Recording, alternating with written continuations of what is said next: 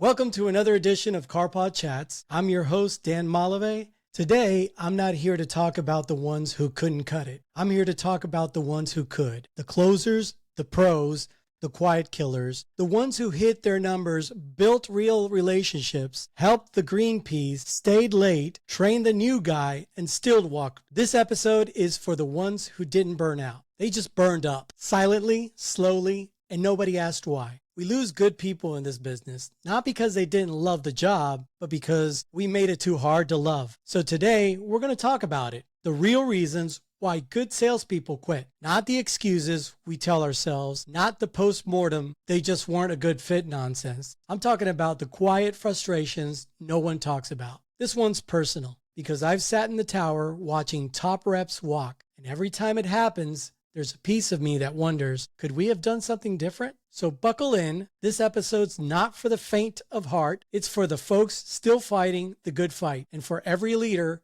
who wants to keep their top dogs from walking out the door. Let's talk about it. Here's the first truth bomb. Good salespeople don't need babysitting. They need belief. But too many managers, and yeah, I've been guilty of this too, start treating their best people like suspects instead of teammates. Micromanagement kills momentum. You got a guy who's been selling 20 cars a month for a year straight. Why the hell is he still being asked to send 4 texts and 5 emails just to prove he's following up? Let me say it clearly for the back row. The best performers are often punished for being consistent.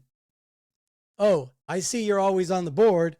Must be cherry picking. Or you're always closing. What's your secret? As if being successful is something to question instead of something to support. You know what top salespeople crave more than a spiff or a pizza party? Trust. Plain and simple. Let them work. Let them thrive. Check in, not check up. There's a difference. And stop measuring effort like it's equal to hours spent in the break room. Just because someone isn't loud doesn't mean they're not working. I once had a guy on my team, quiet, methodical, always early, rarely asked for help. He'd close 18 to 20 cars a month. No drama. No excuses. One day he quit, said, I'm tired of feeling like I have to defend my success. That hit me because he wasn't wrong. Management misses the signs because we're too focused on volume, not value. We look at the numbers and forget the person. Just hit your number isn't leadership. It's math. And nobody stays in this business long term for math. Great people don't need constant praise, but they do need to feel like someone notices. If they're always carrying the floor, someone needs to carry them too. Now the next, you ever heard the saying, it's not the big things that break you, it's the little things that don't stop? That's what happens in this business. Not all at once, not with some blowout fight or massive betrayal. No, it's slow, subtle, quiet, one cut at a time.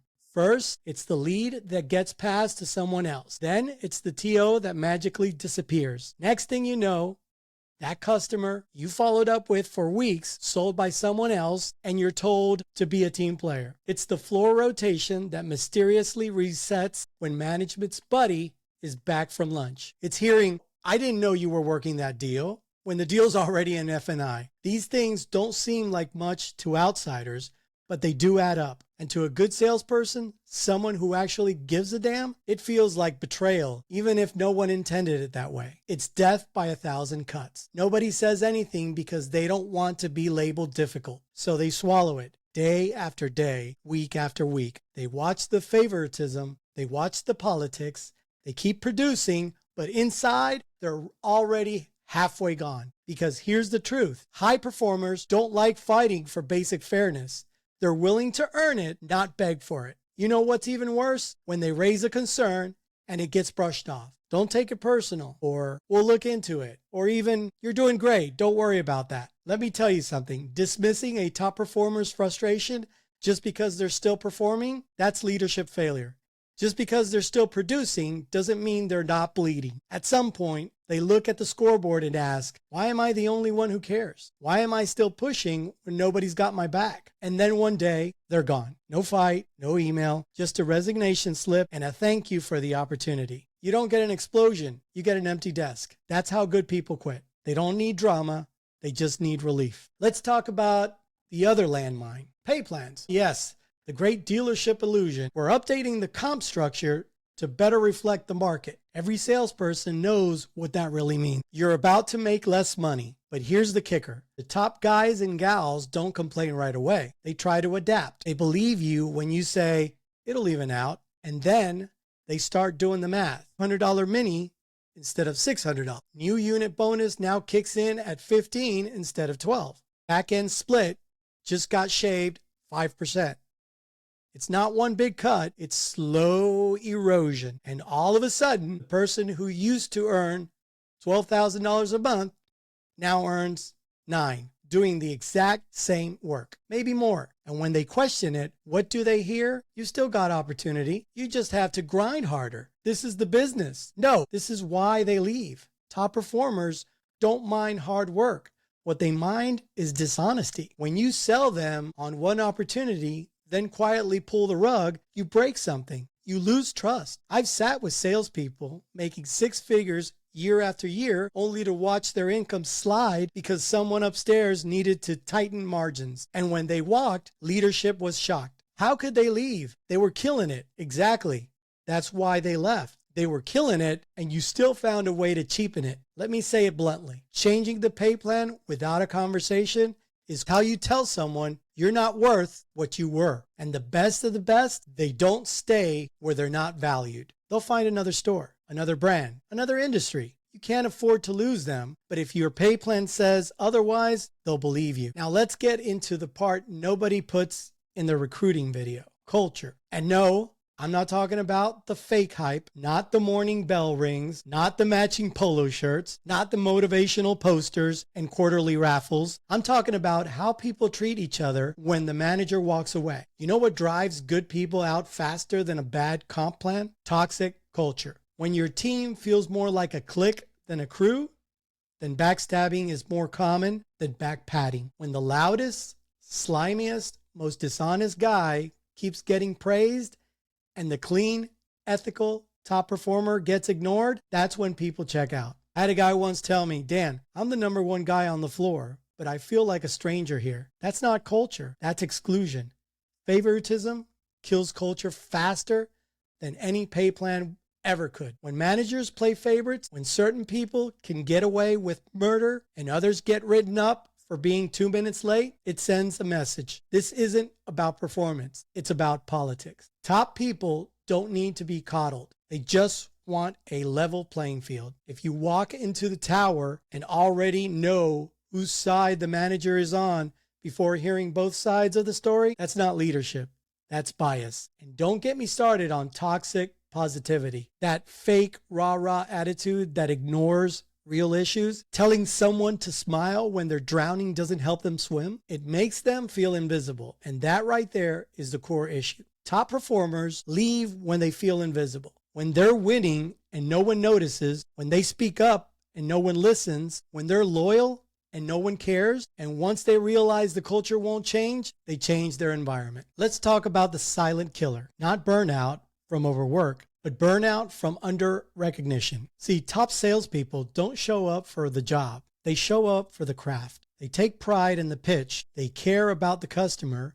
They study their numbers. They live and breathe this thing. But what happens when that passion gets met with indifference? When you're the only one on the floor still pushing the standards and everyone else is cutting corners? When you're watching managers give deals away to rookies just to make them feel good? When you get pulled into a closed-door meeting, not to be recognized, but to be reminded to smile more or stop intimidating the team? Yeah, that's when passion turns into pain, because you start asking questions in your head like, why do I care more about this place than the people running it? Why am I protecting this brand harder than the ones collecting the bonuses? It's exhausting being the one who still gives a damn in the dealership that acts like effort is an inconvenience. You want to know when good salespeople start checking out? It's not after one bad day. It's after they've had 30 good days and no one noticed. After they've stuck through 12 Saturdays in a row without complaining. After they've closed 20 cars in a month and got a cool, let's see 22 next month in return. At some point, they say, you know what? I'm done being the hero. I just want peace. And that's when the exit door starts to look like salvation. Not because they don't love the grind, but because the grind stopped loving them back. You want to keep a good rep? Feed their passion. Don't poison it. Let me give you some real world heat, not theory. Real stories, real people, real regrets. First one, I had a closer, one of the best I've ever seen. Guy was surgical. TOs were his playground. He'd land deals from thin air. He trained the new guy, took him under his wing, taught him everything. 3 months later, the new guy gets a bonus. My guy, barely a nod. When he brought it up, management said, well, we expect greatness from you. He needed encouragement, and just like that, he was done. He didn't argue. He just said, I won't fight to be average here, and he left. Second one. This one hurts. Female rep on my team outperformed every guy on the floor. Never complained, never missed a day. She outsold everyone 3 months straight. Clean, honest deals, but she never got recognition. Every time a customer called back asking for a manager, she got skipped. Every time bonuses were handed out, somehow she was just under the tier. One day, she walked into my office and said, Dan, I love selling, but I hate the politics, and I hate feeling like I'm invisible. That was her last day. I still remember her face. She wasn't angry, just tired. Third one, 10-year veteran. Everyone respected him. Solid closer, quiet giant. New GM comes in with something to prove, starts making changes. The veteran rep offers insight, advice, nothing aggressive, just feedback. The GM shrugs him off and says, this isn't a democracy. You're replaceable. 10 years of loyalty erased in one sentence. The guy took off his name tag, handed me his keys, and said, maybe I'm replaceable, but you'll miss me when I'm gone. And we did. Every story has one thing in common. It wasn't money. It wasn't leads. It wasn't hours. It was the feeling of being dismissed, of being unseen, of being treated like a number, not a human being. Great salespeople don't just want to win. They want to win for a team that notices when they do. To every sales manager, GSM, GM, or owner, listen close. If you've got someone on your team right now who shows up, delivers, trains others, takes pride in their craft, and closes deals with consistency, don't wait until their seat is empty to realize their value. You want to keep your top people? Here's what they need, and it costs you nothing. Number one is recognition, not fake praise, real, intentional acknowledgement. A 2-minute conversation saying, I see you, I appreciate you, that goes further than a $100 bonus. Number two, stability. Don't mess with their pay every quarter. Don't shift their leads around behind closed doors. Don't play politics with their deals. Number three, don't micromanage. Don't second guess everything they do. They earned your trust. Act like it. Number four, a seat at the table. You don't have to take every idea they give you, but let them speak. Listen to your floor generals. They know more about what's working than your reports do. Number five, fairness. Make it a level playing field. That's it. They don't need special treatment, just a fair shot. You can't replace loyalty. You can't fake culture. And once you lose someone good, you don't just lose a salesperson. You lose momentum. You lose leadership. You lose credibility with the rest of the team. So don't wait for the resignation letter to say what you should have said weeks ago. Say it now. We see you. We value you. Let's win together. To the closers out there, the ones still holding the line, still showing up, still delivering, even if it feels like no one sees you, I see you and I respect you. And if you've been thinking about quitting, ask yourself this. Is it the job you hate or the environment that's drained your love for it? Sometimes a new zip code is all it takes to feel alive again. But other times, all it takes is a manager who finally says, I've got your back. Choose wisely. You only get one name in this business. Protect it. And for the leaders, don't just protect the dealership. Protect your people. The good ones are rare, and if you've got them, treat them like gold. You already know this is CarPodChats, and I'm Dan Malavé. The next episode is going to be titled The Desking Dance, When to Push, When to Fold. We're going deep into strategy, psychology, and timing. When to ask for the deal and when to step back. Until then, stay sharp, stay grateful, and don't let the good ones walk out the door. See you next time.